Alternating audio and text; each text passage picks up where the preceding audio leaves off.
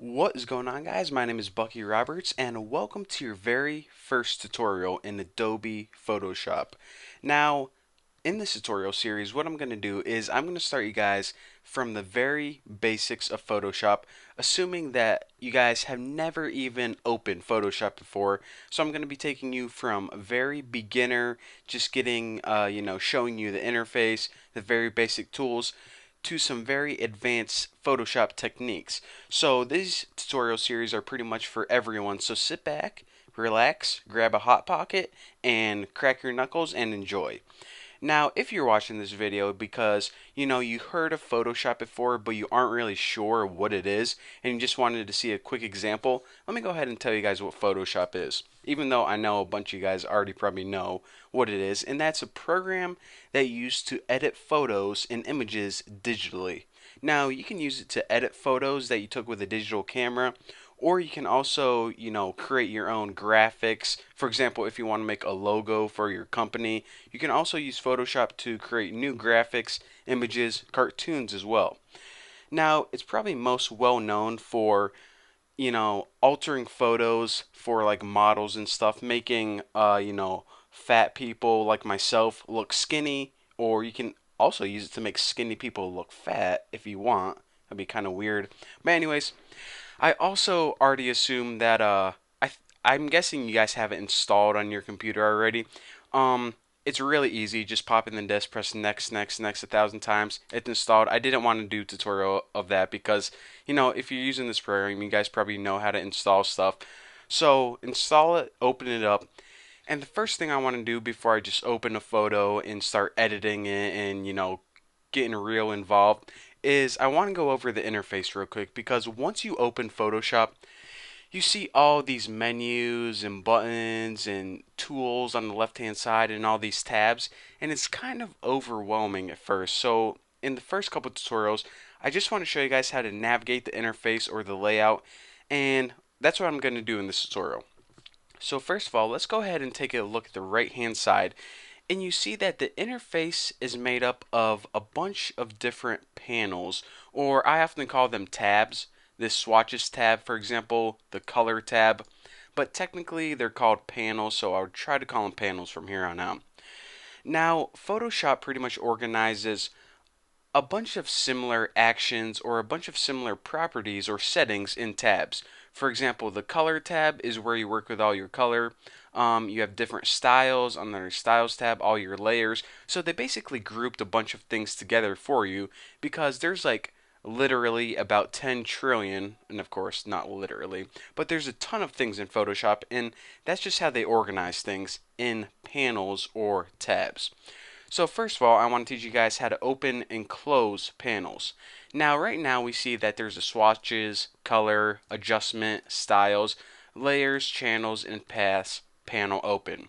Now, Photoshop actually has a lot more panels than this, and if you ever want to open one, or if I'm talking about a panel and you guys don't see it, just go to this window menu, and the options with the checkbox are the panels that are open. And for example, this histogram, history, info, see how they don't have a check next to it? That means that the panel is not open. So if, I say open your color tab or color panel, just go ahead and make sure it has a checkbox and you're good to go. So after that, I want to show you guys how to collapse and expand these. So if you have a bunch of different panels open, things can get cluttered really quick. As you can see, this looks pretty cluttered already and we didn't even open any new ones. So in order to collapse these, go ahead and double click the name of the panel. And whenever you do that, you see how it collapses. Now swatches and color panel is now collapsed. So we can actually collapse them all if we just double click and double click, and it cleans everything up. So let's say we only wanted to work with, maybe the swatches panel. We just go ahead and click that once and it would expand again. But anyways, that's how you collapse and expand panels by double clicking the name of them. Pretty sweet, huh? Now another thing I want to mention is that panels are in groups. So right now, this swatches and color panel, they're two different panels, but they're in the same group, the same window kind of. So what you can do is Adobe Photoshop gave you the ability to customize your groups. So say that you work with the swatches and color panels a lot, so you don't want to keep clicking from tab to tab back and forth. It can get kind of annoying. You want to put those in different groups. So you can take the color panel, and if you actually go ahead and drag it, you can drop it into a whole nother group. So you can either drop it right here to make its own group, or if you want to put it in this group right here with adjustments and styles, you can go ahead and drag it and drop it in there. So again, you can make a panel its own group or group it with other panels as well. Again, this is all personal preference. Whatever the heck you want to do, that's up to you. Now, if you want to get super crazy, you can actually have this well, I guess we might as well work with the color panel. So you can actually drag this and drop it right in this gray area, and then it's going to turn into its own floating group. So this pretty much gives you the feel of, like Microsoft Windows where the windows are floating around. But I usually like to have them in tabbed groups just like that. But if you want to get crazy, have that little window feel, have it float around, go ahead. Now, the last couple things I want to talk about, because I know you guys are probably falling asleep from this freaking tutorial already, but, we didn't, turn any oranges in the robots or anything cool with images yet. But a couple more things about the interface is you can also collapse and expand entire panel sets.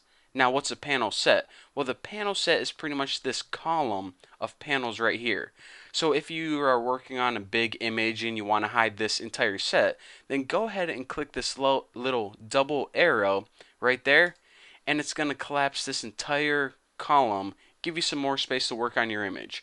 Now, again, there's actually two sets right here in case you didn't notice. So let's go ahead and expand both of these sets, one right there and one right there. So again, through those things, you pretty much know now how to do everything as far as customizing your panels, getting your layout exactly how you want it to.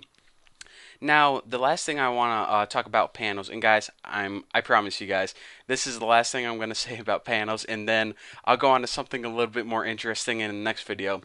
But you guys are like, okay, that's how you move panels around and, expand them, collapse them, make them float like a window. But what if I just want to get rid of a panel completely? Well, what you can do, the easiest way is just this. Say you want to get rid of this styles panel because you're like, I don't even know what styles is. I never use it. I just want to get rid of it. What you can do is you can either right click it and hit close, or every group has a little drop down menu right here. And this is just a menu to give you more options. For example, this swatches one. If you just go ahead and choose that little menu, it's going to give you more options about the swatches panel. Obviously, like any menu would do in any program. So, now that you are experts on Photoshop panels, we can move on to some more interesting topics, something more useful and exciting. But for this tutorial, I just want to say thank you guys for watching, and if you have any questions at all, then you can ask me on my Twitter, Google+, or on my forum, and I'll put a link below in the description, or you can, just leave a YouTube comment, but whatever. So thank you guys for watching, don't forget to subscribe, and I'll see you guys in the next video.